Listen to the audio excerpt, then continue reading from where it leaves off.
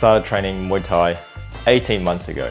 There you go, I can finally say Muay Thai properly instead of Muay Thai. So I've learned that. But I want to share with you my journey in these last 18 months. If you're wondering if you should start at a later age in life, well, this is going to answer all your questions. Before I get into all the details, I'm just going to roll some footage from a recent training session that I had, and also some footage of me throughout the whole 18 months, just to show how I've progressed.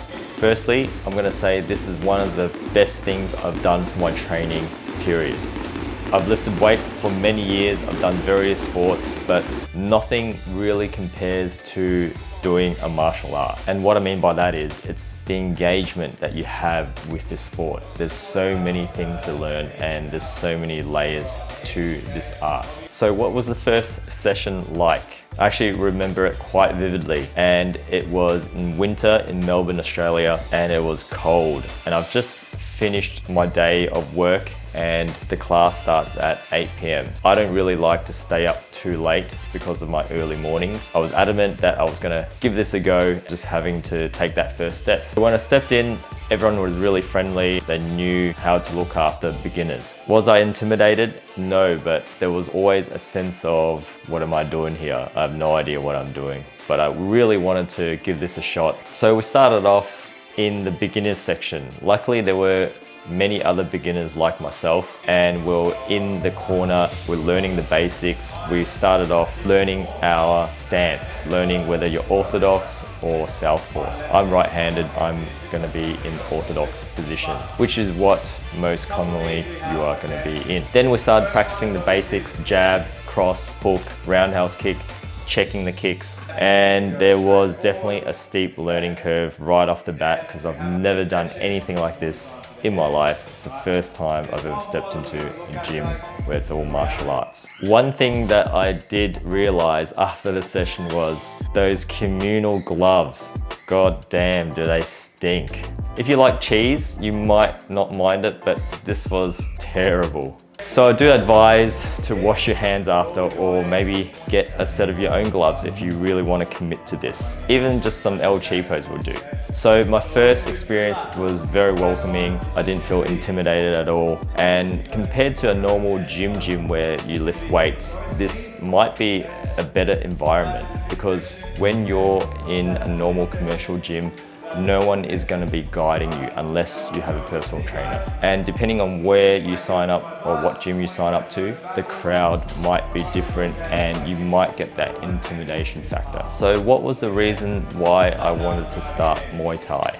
I've been watching MMA for the last 10 years. My friends really enjoyed it. All I wanted to see was people get beat up. But now I understand there is so much technique, such an art form, and those people who are in those fights, they're highly skilled. But the main reason I wanted to start this is I wanted to know how to throw a punch, kick, and I think anyone who's into watching martial arts, MMA, should know how to throw a basic punch or a kick. Also, the idea of knowing how to defend yourself in a physical confrontation was pretty cool to me. Even though I've never really had to defend myself, it would be a nice practical tool to have. One of the things I remember early on, one of the coaches saying, not many people pass training 6 weeks when they sign up, so they give up after 6 weeks. I've definitely made it well past then. And I think because I really had a keen interest and it really engaged me right from the get-go. Another common question is, do you need to be fit to start Muay Thai or any sort of martial arts? And my answer is no. You just need a little bit of patience and a willingness to learn. Fitness will come as you get better with technique. You get more out of your fitness once you learn how to do all the basic things. But let me warn you, when you begin, everything is a little bit more exhausting than usual. Simple things like skipping. If you're not good at skipping rope, then this is gonna wake you up. Skipping for me was one of the hardest tasks.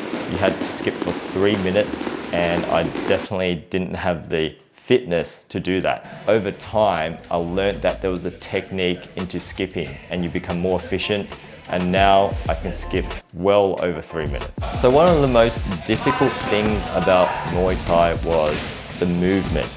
If you're not really coordinated, you're gonna struggle understanding movement.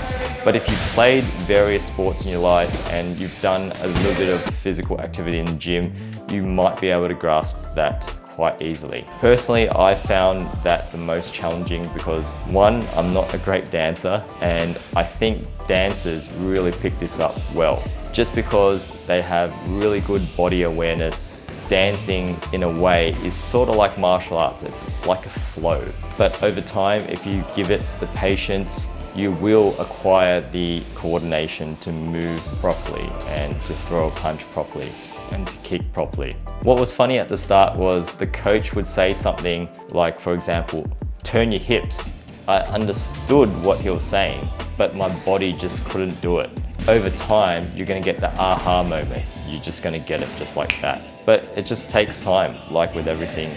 And this is a skill, you're gonna be repetition, all the reps and sets that you put in, that's gonna get you better. Another difficult thing was holding pads. Kicking, punching, and all those movement drills are one thing, but holding pads was another skill that you had to acquire. It took not only the physical aspect of absorbing each punch and kick and knowing where to hold the pads, but also calling out the combinations and making sure they made sense. In a way, it's kind of like playing an instrument but singing at the same time, although I think that's a much harder skill. So over the last 18 months, I'm sure you're interested in whether I've injured myself or not. Yes, I have injured myself, but only because I put myself into those situations. One of the most high-risk injury situations is when you spar. This is where you test out everything that you've learned and put it into practice. Sometimes people get a bit carried away and they might hit harder. Something that they're doing is wrong and they hit you in the wrong place,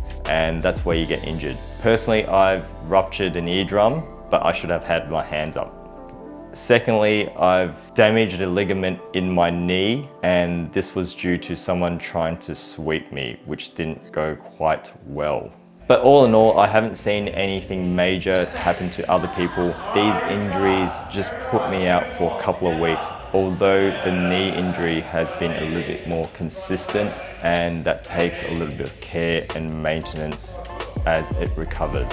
Speaking of sparring, sparring is such an interesting experience in comparison from when I first started and now. Sparring at first is an adrenaline dump. You get extra tired because you're super tense and you're just thrown in the deep end like a fish out of water. You're not sure what to do.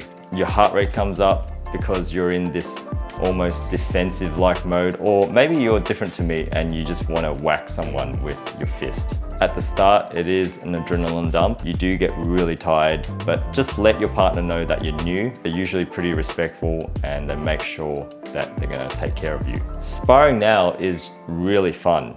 To me, it's kind of like a game of chess, but a physical game where you have to figure out your opponent, and different opponents have different chess pieces to figure out. So if you're up against someone really tall, it's gonna be hard for you to get to your opponent. Or if you're up against someone that's highly advanced, again, it's gonna be hard for you to actually get in with your opponent. So it's very mental as well as it is physical. Much more relaxed than when I first started. So if you're watching this video and you're wondering, is this for you? I highly recommend you trying it. If you want something really engaging and a practical skill that will help you with your fitness, you should definitely give this a go. For people who say they get really bored easily, you've gone to the gym and you find everything quite repetitive, this is something that will engage you because there are so many layers to this. It just keeps you coming back and you almost get addicted to it. I was training 5 to 6 times a week at one point because I was just really into it. Another bonus of starting something new like Muay Thai is you start to meet people around you that are like-minded, and you have a little community that you didn't have before. You're gonna meet friends, and it's gonna open up your eyes on other elements of training. For example, I've lifted weights all my life, and I've made that the primary focus of my training. But now I do add so much more cardio, and it's opened me up to a whole new world of fitness. So if you're thinking about starting a martial art or Muay Thai, definitely give it a go. You won't regret it. If you don't like it, there's so many other martial arts to try from. And I think the next journey for me is jiu-jitsu. So watch out. What is a tip for someone that wants to get into martial arts? Do you need get into martial arts. Look, the thing I always hear is I need to be prepared, fit, have all the technique, have all the gear, etc., etc. When you start something new, you need nothing but yourself and a positive attitude. I know that sounds lame, but that's honestly, you just gotta give yourself a go, give the stuff a go, and then you learn everything you need on the job. All right, that's it, man. So words from the professional, just get started and be positive.